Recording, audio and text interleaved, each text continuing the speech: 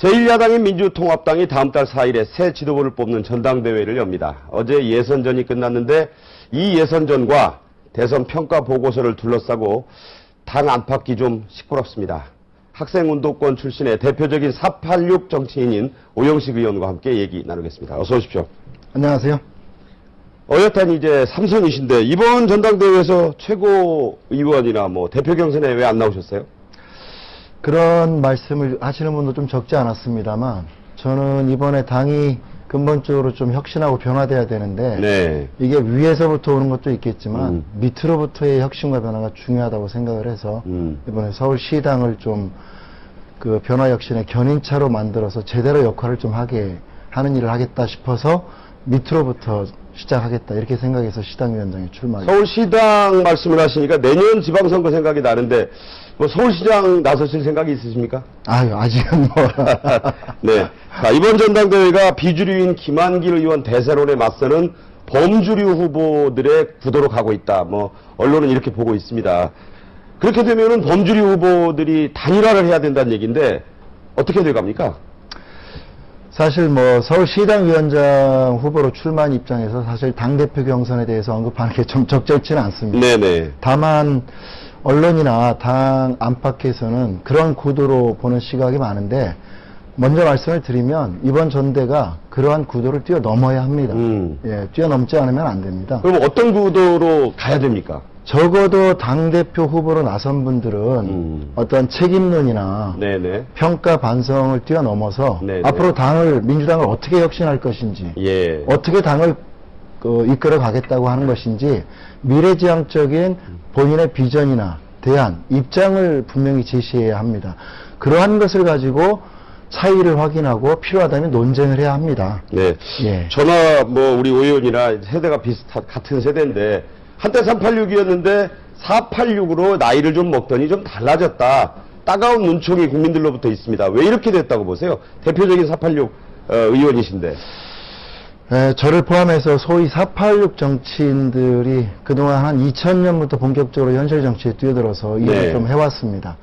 그런데 이제 저희들에게 국민들이 걸었던 기대라고 한다면 어떤 기존의 관행이나 특히 기존 정치 질서를 좀 개혁해 줄 것을 기대했다고 생각합니다. 예. 또 시대 과제를 해결하고 새로운 비전이나 가치를 좀 제시하고 특히 서민의 이해를 대변하는 정치를 해줄 걸 아마 기대했을 겁니다. 네. 근데 그러한 국민들의 기대에 제대로 부합하지 못했다. 이런 게 저희들이 가장 크게 반성하고 성찰해야 될 지점이라고 생각하고 있습니다. 앞으로 좀 부합을 하셨으면 좋겠어요. 586 돼서까지 그런 얘기 나오면 안 되는 거 아닙니까? 최선을 다해야 된다고 생각합니다. 네. 지켜봐 주십시오. 한상진 서울대 교수가 중심이 돼서 나온 이 대선평가 보고서가 4명의 후보들에게 100점 만점에 점수까지 매겨가면서 대선 패배 책임론을 거론했는데 모두 친노무현계 핵심들입니다. 당 안팎에 말이 많은데 어떤 입장이십니까? 우선 전제해야 될 것이 이번 대선 패배에 대해서 저를 포함해서 당의 어느 누구도 자유롭다. 책임으로부터 자유롭지 않다는 것을 먼저 분명히 하고 싶습니다. 네. 그러한 관점에서 봤을 때는 평가의 어떠한 지적이나 내용에 대해서는 겸허히 되돌아봐야 한다고 생각합니다. 지금 언급되는 분들 같은 경우 지도적 위치에 있었기 때문에 어느 분보다 책임이 크다고 할 수 있습니다. 당대표, 후보 그렇지 않습니까? 원내대표. 그리고 그분들도 그걸 부정하지는 않는다고 생각하고 그분들은 이미 책임지고 물러나 있습니다. 근데 지금 중요한 것은 이 대선 평가의 어떤 결과들이 서로 책임 떠넘기기나 편가르기 이러한 책임 공방의 어떤 수단이나 빌미로 왜곡되어서는 안 된다는 겁니다. 그러한 모습들을 다시 한번 보이면 국민들이 용납하지 않습니다. 진정한 자기 반성과 성찰이 저는 진정한 대선 평가라고 생각하고 있습니다.